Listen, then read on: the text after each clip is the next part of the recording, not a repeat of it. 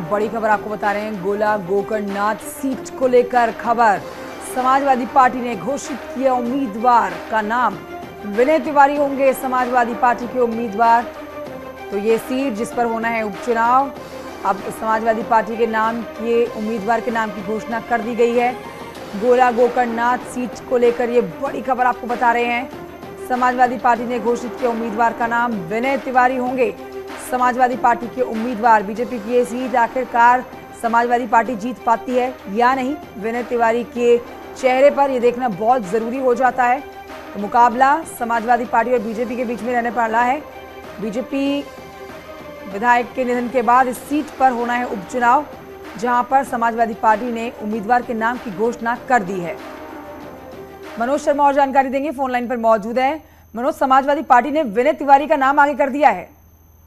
बिल्कुल, मैं बात बताना चाहता हूँ। समाजवादी ये अपने गांव से ही बिजनेस करके 100 करोड़ से भी ज्यादा का बिजनेस करते हैं। क्या आपको भी गांव से ही बिजनेस करना है? तो फ्रीडम ऐप को अभी डाउनलोड कीजिए। पार्टी ने गोला उप विधानसभा चुनाव के लिए विनय तिवारी का अपना नाम घोषित किया। विनय तिवारी इस क्षेत्र में काफी पकड़ रखते हैं, लगातार लोगों से संपर्क में रही हैं। पिछले जो 2022 चुनाव हुआ था उसमें अरविंद गिरी पहले पोजीशन पे थे, दूसरे पोजीशन पे थे विनय तिवारी थे। विनय तिवारी को इसलिए भी एज मिला है क्योंकि विनय तिवारी लगातार इस क्षेत्र में गन्ना भुगतान को लेकर और क्षेत्र की समस्याओं को लेकर पब्लिक से जुड़े रहे हैं। तो कहीं ना कहीं समाजवादी पार्टी का दांव विनय तिवारी के साथ लगा। वहीं दूसरी तरफ बीजेपी ने अपना प्रत्याशी अरविंद गिरी के पुत्र अमन गिरी को बनाया है। कहीं ना कहीं अरविंद गिरी के पुत्र को प्रत्याशी बनाने के पीछे बीजेपी का कारण है कि अरविंद गिरी लगातार इस क्षेत्र में 5 बार विधायक रहे हैं। सभी धर्मों के वोटरों पे अरविंद गिरी अपनी अच्छी पकड़ रखते थे।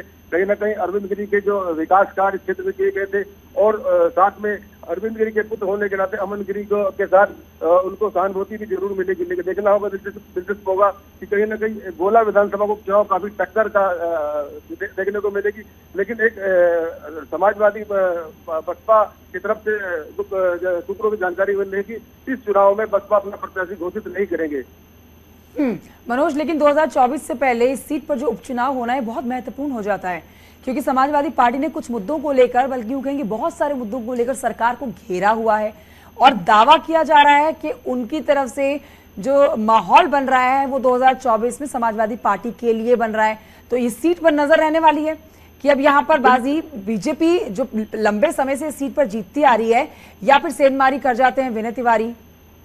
बिल्कुल, ये मामला इस बार चुनाव दिलचस्प जरूर होगा क्योंकि बीजेपी कहीं ना कहीं जो इस क्षेत्र के लोगों, जो लखीमपुर खीरी का जो गोला का इलाका, विधानसभा का इलाका है, वो गन्ने का मतलब गन्ना बाहुल क्षेत्र है। इधर चीनी का कटोरा भी कहा जाता है। कहीं ना कहीं कुछ किसानों को लेकर समस्या किसान गन्ने को भुगतान को लेकर रही थी। इस चीज का विनय तिवारी इस इलेक्शन में जोर शोर से मुद्दा उठाएंगे। महंगाई को लेकर बात कर रहे हैं लगातार विनय तिवारी। लेकिन कहीं ना बीजेपी को जरूर मिलता है क्योंकि बीजेपी के जो प्रत्याशी अरविंद गिरी थे वो सब समाज के, जो कहीं ना कहीं उस मुस्लिम समाज के लोगों को भी एक अच्छी पकड़ रखते थे और क्षेत्र में काफी लोगों को जाना जाता था। वो लगातार कई ऐसे मुद्दे भी आए हैं जो अरविंद गिरी अपने पार्टी के खिलाफ भी जाके बात करने लग जाते थे क्षेत्र की जनता को लेकर, इसलिए इनको खासा पसंद किया जाता था अरविंद गिरी को। आपका मनोज शर्मा जानकारी के लिए, और इसी से जुड़ी एक बड़ी खबर अपने दर्शकों को दे देते हैं कि समाजवादी पार्टी ने तो अपने उम्मीदवार के नाम की घोषणा कर दी।